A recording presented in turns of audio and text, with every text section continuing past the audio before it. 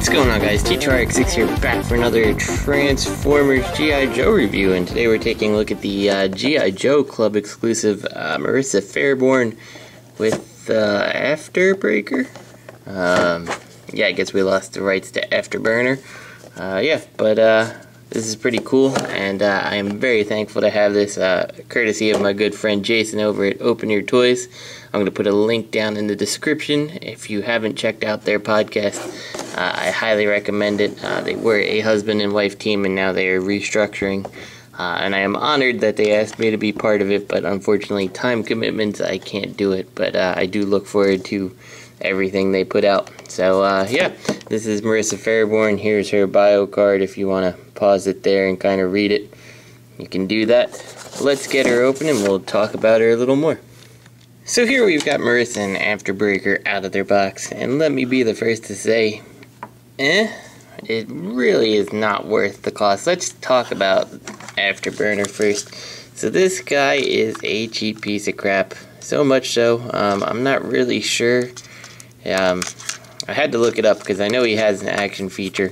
Yeah, well, let's look at the tampos first. So you got an Autobot logo in the A, and that's pretty much it. You'll notice it has 3 wheels, 1, 2, 3. This is apparently the Retaliation Wheel Blast, which sends this wheel shooting on out. Unfortunately, after locking this in position here, I cannot find a way to make it work.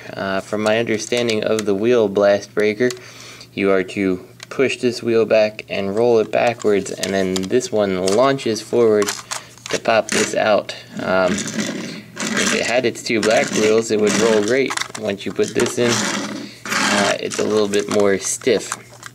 So yeah, minus points that the action feature doesn't work. As you can see, doesn't do anything. Mostly probably because, oops, there is definitely something in here rattling around, so it wasn't constructed properly. That's a problem. That is not good at all.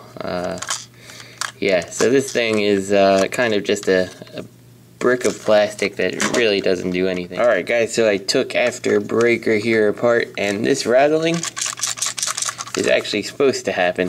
There's actually a little ball joint in here, and what it does is when it goes back like this, it prevents this thing from actually actuating, so you can't shoot the wheel off into your own face, I suspect. So if it's not working for you, make sure the ball's at the front. And I still did have a problem. My springs were all messed up inside here. If you look through the side yesterday, you could actually see them kind of sticking out of here. But anyway, once it's fixed, how that works, it's just like that. So you put the pressure on here, and then this thing moves a little piece in here around that releases the wheel, causing the front one to blast out. So let's do that one more time, I guess. Gotta lock the front wheel in place. Whoops. Just slide this one in and pull it back. Very exciting. So moving on to Marissa here, it is it's something. She's got the stand, that's always nice. The head here is kind of a decent likeness to Marissa. It varies based on the images. The head is actually a CoverGirl head, so you might have seen this one before. The body is actually a Scarlet body, and one thing that bugs me about it, and we'll see if it shows up here, right there. See that gap? Scarlet used to have a knife there, and I suspect that it probably gets in the way due to the hair, and they removed it. I'm not really sure why. I believe the arms came from I think a Baroness figure somewhere along the way. Yeah, so she's okay. I mean, she's painted nicely. She looks good. She's got her Earth Defense Command jetpack from the 5 Faces of Darkness episode. Then she's got this little pistol. And the thing that kind of irritates me about this figure is there is nothing on this figure to put this little pistol. Like, it drives me up a wall when a G.I. Joe figure gives you a tiny little piece with no place to put it. Yeah, just nothing. So be very careful you don't lose this extraordinarily tiny pistol. So for her articulation, it's pretty standard fare on a G.I. Joe. The head is on a ball joint, and the neck just kind of looks a little bit ridiculously large. I wish her head sat down a little bit lower on this. Arms, you know, that universally ball joint type thing down to the elbows. Again, the swivel and the swivel. Wrist is on a swivel, of course. We have the ab crunch and twist. The legs, the oh so limited ball jointed legs. Still a feature that I wish G.I. Joe would improve on would be these legs, because they just never quite feel right to me. Double jointed knee, kind of difficult to articulate the bottom, but it's there. Swivel down here, and then of course a foot swivel. So here we've got Marissa on Afterburner, and I can't tell if it's supposed to be the black peg that her foot would be on or the orange one. Either way, she looks pretty darn ridiculous. It just doesn't look good.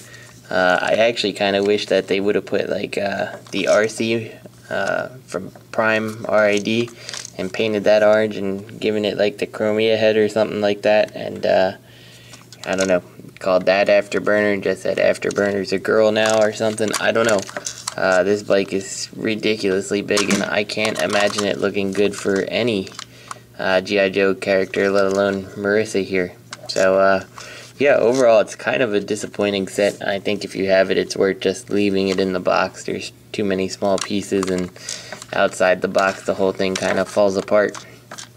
Marissa is definitely a welcome addition to a G.I. Joe collection, even though I do think maybe it could have been executed a tiny bit better, but she's okay. To lose the vehicles, I don't care about the non-transforming transformer, and bring more of these characters out that, you know, could use a cool representation on the G.I. Joe shelf, and keep the price a lot lower. I think you're probably paying a lot for this thing, and it is just garbage. So, alright, this is T2RX6. I'll see you next time.